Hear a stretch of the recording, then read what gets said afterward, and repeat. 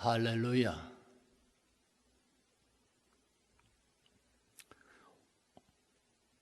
오늘도 코로나19 확산으로 인하여 어쩔 수 없이 주일 예배를 생략하고 축소해서 드리고 있습니다.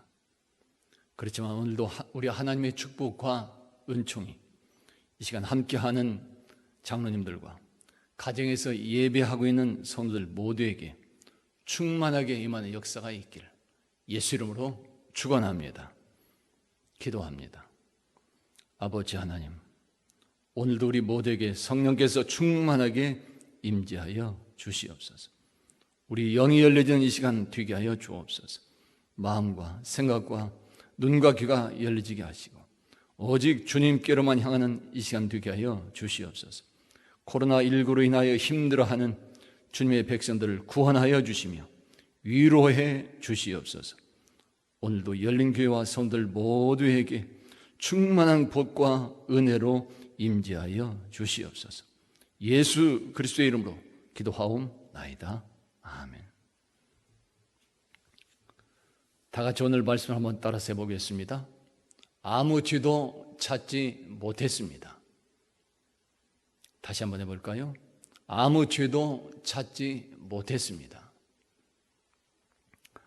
예수님은 가야바의 집에서 열린 산헤드린 공회에서 신성 모독죄, 즉 하나님 모독죄를 적용해 사형이 결정되었습니다.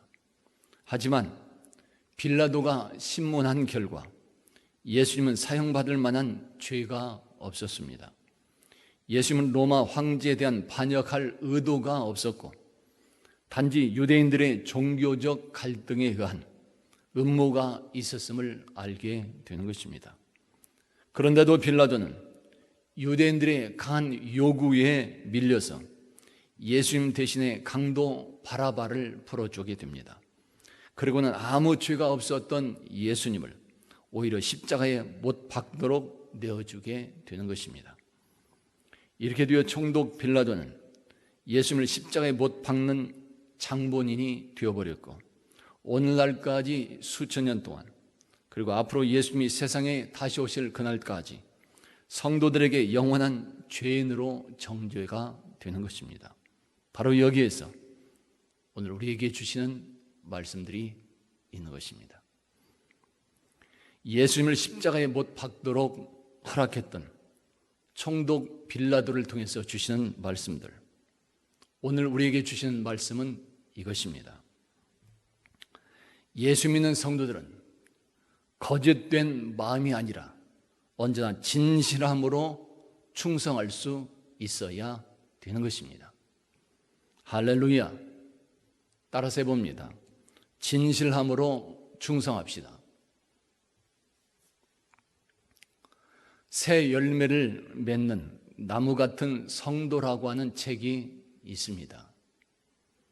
그 책에서 우리나라 조선시대 숙종 때 암행어사 이관명에 관한 일화를 말해주고 있습니다. 당시에 당하관 벼슬에 있었던 이관명이 암행어사가 되어 영남 지방을 시찰한 뒤에 돌아왔습니다.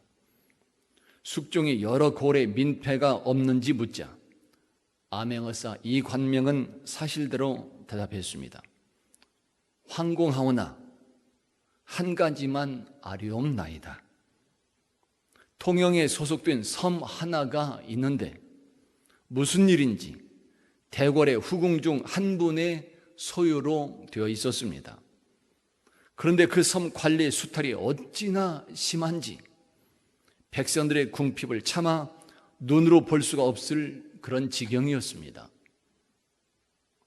숙종은 이야기를 듣고 화를 벌컥 내면서 책상을 내리쳤습니다. 과인이 그 조그만 섬 하나를 후궁에게 준 것이 그렇게도 불찰이란 말이냐? 숙종이 왜 그렇게 화를 냈을까요? 암행어사 이관명이 말한 그 섬은 다름이 아닌 숙종이 후궁에게 주었던 섬이었기 때문이었습니다. 갑자기 대궐 분위기가 싸늘해졌습니다. 그러나 이관명은 조금도 굽히지 않고 다시 왕에게 아뢰었습니다. 신은 어사로서 어명을 받들고 밖으로 나가 1년 동안 있었습니다. 그런데 전하의 지나친 행동이 이 지경에 이르렀는데 누구 하나 전하의 거친 그 행동을 막지 않은 모양입니다.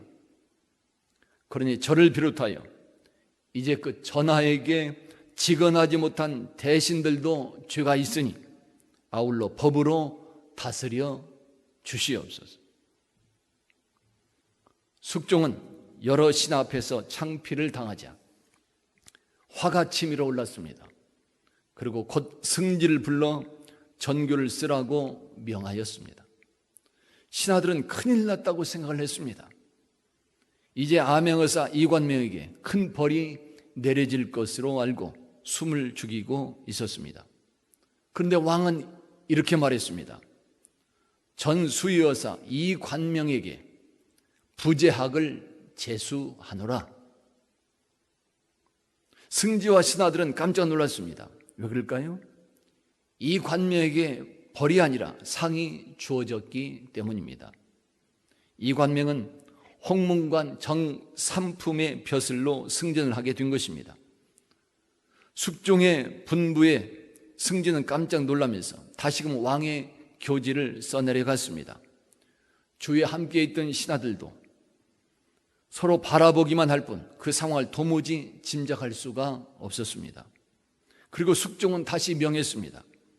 부재학 이관명에게 홍문제항을 제수한다. 홍문제학, 홍문관 종이품의 벼슬이 됩니다. 벼슬이 더 높아진 것입니다. 신하들은 저마다 웅성거리기 시작했습니다. 그런데도 숙종은 또다시 명하게 됩니다. 홍문제학 이관명에게 예조 참판을 제수하노라. 예조 참판, 조선시대 판서를 보조하던 종이품 벼슬입니다. 그리고 나서 숙종은 이관명을 불러들여 말하게 됩니다. 경의 간언으로 인해서 이제 과인의 잘못을 깨닫게 되었소. 앞으로도 그와 같은 신념으로 짐의 잘못을 바로잡아 나라를 태평하게 만들어 주시오. 무슨 말인가요? 숙종왕이 어사 이관명의 충성심을 알아보았다고 하는 말인 것입니다. 권력 앞에서는 많은 사람들이 꼼짝을 못하는 것을 볼 수 있습니다. 자신을 위해서 아첨하는 사람들이 대부분입니다. 오늘날도 그렇지 않습니까? 그런데 왕의 권력 앞에서도 그릇된 것을 그릇되다 말하는 이관명의 용기가 훌륭합니다.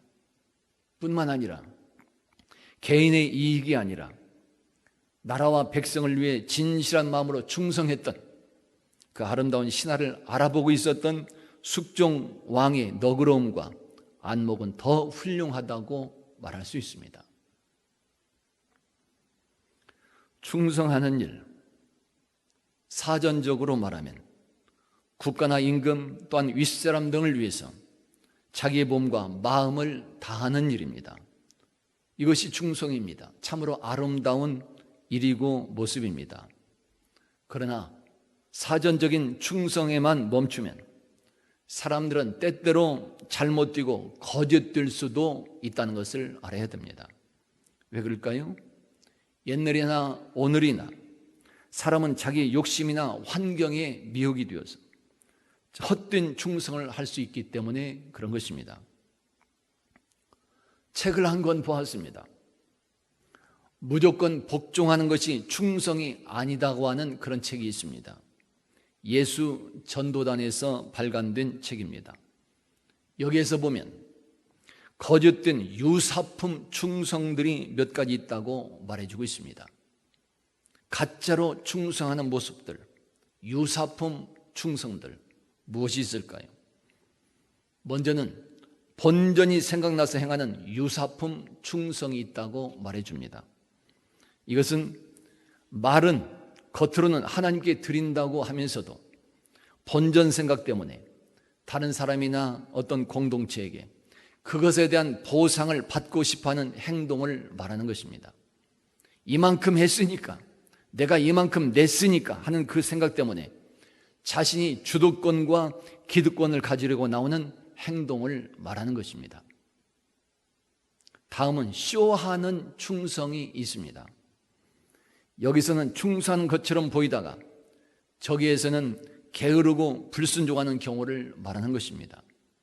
이런 사람은 상황과 환경이나 조건과 사람에 따라서 자신의 태도와 자세가 변해가는 것을 볼 수 있습니다. 다음은 폼사하는 유사품 충성이 있습니다. 폼으로 살고 폼으로 죽는 충성.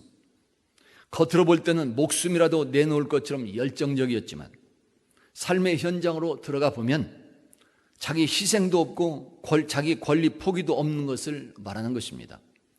책임의식이 전혀 없습니다. 한마디로 그때 그 당시 분위기로만 충성하는 사람들을 말하는 것입니다. 다음은 퍼펙트 게임 충성이 있습니다.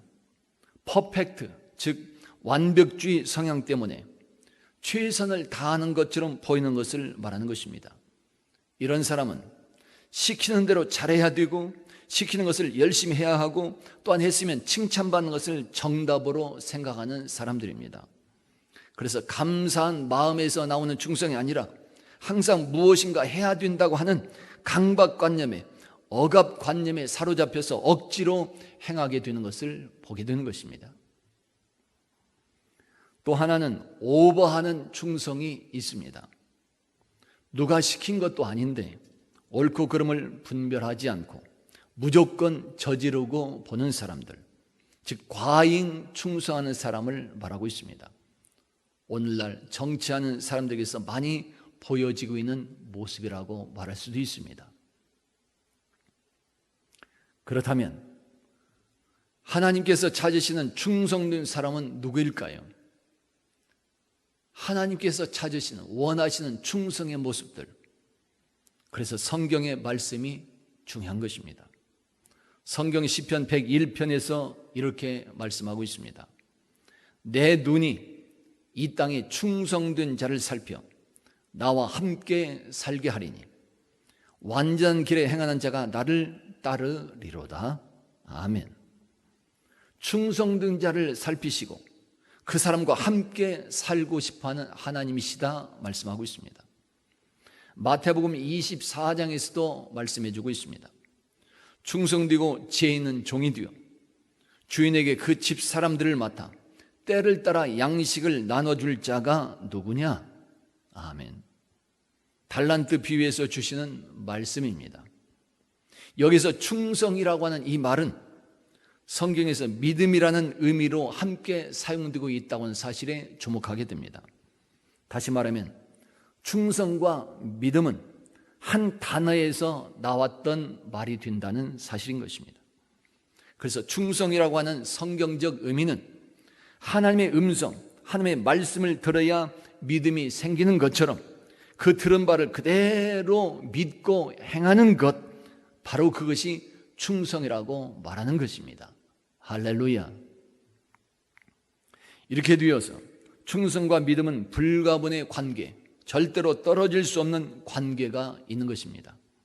하나님의 음성에 자기 귀를 기울이지 않는 사람이 충성할 수가 없는 것이고, 하나님의 말씀대로 행하지 않는 사람이 하나님을 믿는다고 말할 수 없는 것입니다. 마찬가지로 이렇게 성경에서 말씀하는 충성이라고 하는 것은, 그리고 하나님께서 찾으시는 충성의 사람이라고 하는 것은 언제나 하나님의 음성을 듣고 그 믿음대로 행하는 사람이 되는 것입니다. 할렐루야. 무조건 열심히 했다고 해서 충성이 아닌 것입니다. 무조건 절대 복종한다고 해서 충성이 아닙니다. 먼저는 하나님의 음성을 들어야 하는 것이요, 다음은 하나님께서 원하시는 바에 순종해야 되는 모습이 보여져야 되는 것입니다. 겉으로 보이는 외적인 모습이 아니라 마음의 중심이 어떻게 되어 있는지, 그것이 중요한 것입니다. 이러한 충성의 의미를 한자 한문의 풀이에서도 성경의 말씀과 온전히 들어맞는 것을 알 수 있습니다. 한자를 처음 누가 만들었는지 잘 모르지만 한자로 되는 충성이라는 이 말을 풀이해 보면 마음의 중심에서 하나님의 음성을 듣고 그것을 이루는 것이라 풀이하게 되는 것입니다. 이렇게 성경에서도 또 한자에서도 무조건 복종이 열심히 아니라 무조건 열심히 하는 것이 아니라 하나님의 말씀을 듣고 순종하는 것이 충성임을 말하고 있습니다. 남들이 알아주든 또는 알아주지 않든지 상관없이 나는 하나님 말씀대로 순종하고 나가는 것, 그것이 참 충성의 모습인 것입니다. 진실한 충성은 사람이나 환경을 원망하거나 탓하지 않습니다. 세상이나 사람을 보지 않습니다. 진실한 충성은 권력도 부귀 영화도 바라보지 않습니다. 하나님께서 세상 모든 것을 아시고 다스리심을 믿으며 오직 그 하나님께만 묻고 하나님만 바라보고 나가는 것, 오직 하나님만 믿고 의지하며 나가는 것을 바로 진실한 충성이라고 말할 수 있습니다. 그것이 바로 하나님께서 찾으시는 진정한 충성의 모습이 되는 것입니다. 할렐루야. 하나님은 왜 이러한 충성의 사람들을 찾고 있었을까요? 그 이유를 사도행전 16장에서 말씀해 주고 있습니다. 이르되 주 예수를 믿으라. 그리하면 너와 네 집이 구원을 얻으리라. 아멘. 디모데전서 2장에서도 말씀합니다. 하나님은 모든 사람이 구원을 받으며 진리를 아는 데 이르기를 원하시느니라. 아멘. 세상 모든 사람들이 구원받기를 원하시고 있는 하나님, 바로 이것 때문에 우리들에게 전도의 명령이 주어지게 된 것이요, 바로 이러한 인류 구원 때문에 하나님은 그렇게 충성하는 자를 찾고 계신다는 사실을 말해주고 있는 것입니다. 할렐루야. 성경 곳곳에서는 그러한 하나님의 뜻에 따라서 말씀을 듣고 온전히 순종하여 진실하게 충성했던 그 사람들을 말씀해 주고 있습니다. 그 중에 먼저는 모세입니다. 이러한 사실을 민수기 12장에서 말씀하고 있습니다. 내 종 모세와는 그렇지 아니하니 그는 내 온 집에 충성함이라. 아멘. 출애굽의 지도자 모세, 출애굽을 하는 40년 동안 이스라엘 백성들이 주로 했던 일은 틈만 나면 하나님을 원망하고 불평하는 그런 일이었습니다. 그러면서 백성들은 언제나 모세를 함께 걸고 넘어졌습니다. 화가 나면 모세를 돌로 쳐서 죽이려고 했었고 마음대로 안 되면 중상모략했던 그런 사람들입니다. 그런데도 모세는 자신을 원망하고 죽이려고 했던 백성들을 자기 성질대로 대하지 않고 언제나 하나님 앞에서 물었으며 또한 하나님께서 명령하신 말씀에 순종하는 삶을 살아갔던 그 사람입니다. 한마디로 진실하게 충성하는 모습이었습니다. 바로 이것이 모세의 삶이 지닌 가장 큰 특징이라고 말할 수 있습니다. 다음으로 충성의 참 모델은 예수 그리스도입니다. 요한복음 12장에서 말씀하고 있습니다. 내가 내 자의로 말한 것이 아니요 나를 보내신 아버지께서 내가 말할 것과 이룰 것을 친히 명령하여 주셨으니. 아멘. 언제나 아버지 하나님께서 명하신 대로 모든 말을 하고 모든 일을 진행시키셨던 예수님, 바로 이것이 공생의 기간 중에 행하셨던 예수님의 원칙이라고 말할 수 있는 것이며 예수님의 삶의 특징이라고 말할 수 있는 것입니다. 이렇게 모세와 예수님은 하나님의 말씀을 듣고 순종하는 충성함의 참 모델이 되고 있는 것입니다. 할렐루야. 그 외에도 성경은 여호수아와 갈렙의 충성을 말씀하고 있고 모르드게의 충성, 느헤미야의 동생 하나냐의 충성, 또한 바울 사도의 충성에 대해서도 말씀하고 있습니다. 이러한 사람들 모두의 그런 특징은 언제나 하나님의 말씀을 듣고 있었다는 것이요, 그리고 말씀대로 온전히 순종하는 참 충성의 사람이었다고 하는 사실입니다. 이러할 때 그들 모두는 하나님의 인류 구원 계획에 존귀하게 쓰임받는 축복을 받고 누릴 수 있었습니다. 할렐루야. 그렇지만 오늘 로마 총독 빌라도는 어떠하고 있을까요? 예수님을 신문한 결과 아무런 죄도 찾지 못했어도 오히려 군사들에 의해서 심한 채찍질을 당하도록 그대로 내버려 두었습니다. 그 채찍질은 예수님을 기둥에 매달아 놓고 납덩어리나 뾰족한 동물의 뼈가 여러 갈래로 달린 채찍으로 때리는 것입니다. 한 번만 맞아도 살점이 뚝뚝 떨어져 나가는 그런 아픔과 고통의 형벌이 되는 것입니다. 그리고 예수님에게 가시멸관을 만들어 머리에 씌우게 했고 낡아 빠진 홍포를 입히며 손으로 때리는 등 온갖 수치와 멸시를 당하게 하며 조롱하게 했던 사람이 빌라도 총독입니다. 왜 그랬을까요? 빌라도는 왜 그렇게 예수님이 아무런 죄도 없다는 것을 알고 있으면서도 그렇게 심한 고통과 모욕을 주며 능멸하고 있었을까요? 그 이유 중에 하나는 거짓 충성 때문에 그런 것입니다. 빌라도는 유대 백성들이 로마 황제 가이사에게 자신을 불충한 자라고 고자질을 할까봐 두려웠기 때문입니다.